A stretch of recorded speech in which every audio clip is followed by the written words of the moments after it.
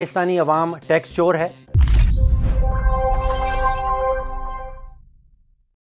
देखिए 193 ममालिक हैं जो यूनाइटेड नेशंस के मेंबर्स हैं और उनमें से एक मुल्क ऐसा है जिसके लीडरान दुनिया भर में ये नारा लगाते हैं कि हमारे शहरी टैक्स चोर हैं।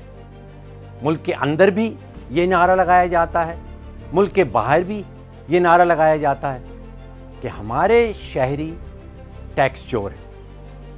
क्या वाकई में पाकिस्तानी टैक्स चोर हैं?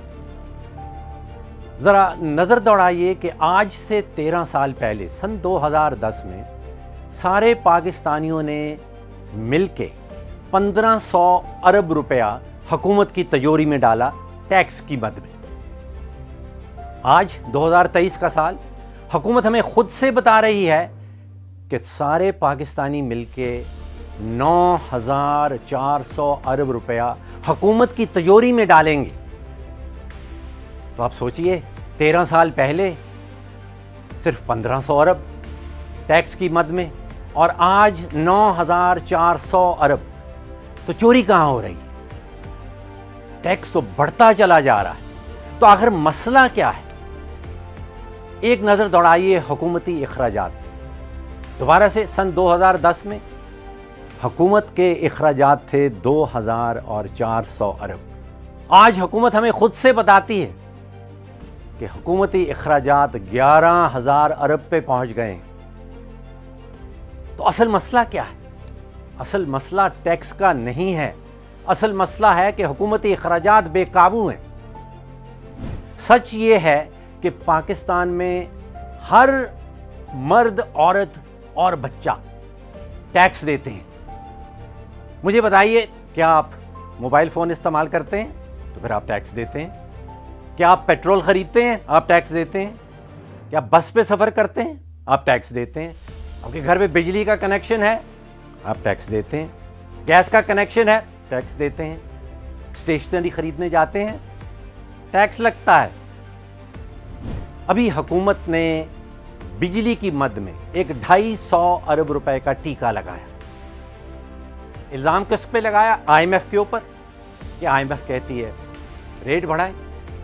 एक 350 अरब रुपए का टीका लगा है गैस की कीमतों में मद। इल्ज़ाम IMF के ऊपर। टैक्स लगा 170 अरब। इल्ज़ाम IMF की मद में। IMF ये कहती है कि खुदाया 100 करोड़ रुपए का रोज़ाना का बिजली के शोबे में आप नुकसान करते हैं, ये नुकसान ना करें।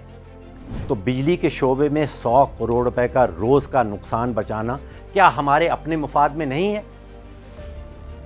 नुकसान हुकूमत करती है। मलबा गिरता है, बोझ गिरता है अवाम के ऊपर। इल्ज़ाम लगाया जाता है IMF के ऊपर। आप सोचिए कि PIA में हुकूमत कोई 70 अरब रुपए का सालाना नुकसान करती है। कोई 16 करोड़ रुपए का रोज़ाना का नुकसान रेलवेज में हो रहा है।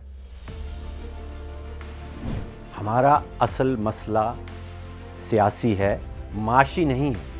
ये सफ़ेद हाथी जो पाल रखे हैं, ये सियासी फ़ैसला है, इसमें मईशत नहीं है। ये सच है कि बहुत से ऐसे अमीर लोग पाकिस्तान में रहते हैं जो टैक्स नहीं देते, लेकिन उनसे टैक्स वसूल करना अवाम का काम नहीं है। उनसे टैक्स वसूल करना FBR का काम है। हुकूमत की अपनी गलती है। एक शरह गिनी जाती है जिसको कहते हैं टैक्स टू GDP रेशो, कि आपकी GDP क्या है और टैक्स कितना लग रहा है। बांग्लादेश में ये शरह 7% है, ईरान में 7.4% है, पाकिस्तान में 9.1% है। यानी कि पाकिस्तान में टैक्स ज़्यादा इकट्ठा हो रहा है, ईरान के मुकाबले में टैक्स ज़्यादा इकट्ठा हो रहा है, बांग्लादेश के मुकाबले में टैक्स ज़्यादा इकट्ठा हो रहा है। तो फिर पाकिस्तानी टैक्स चोर कहाँ से आए?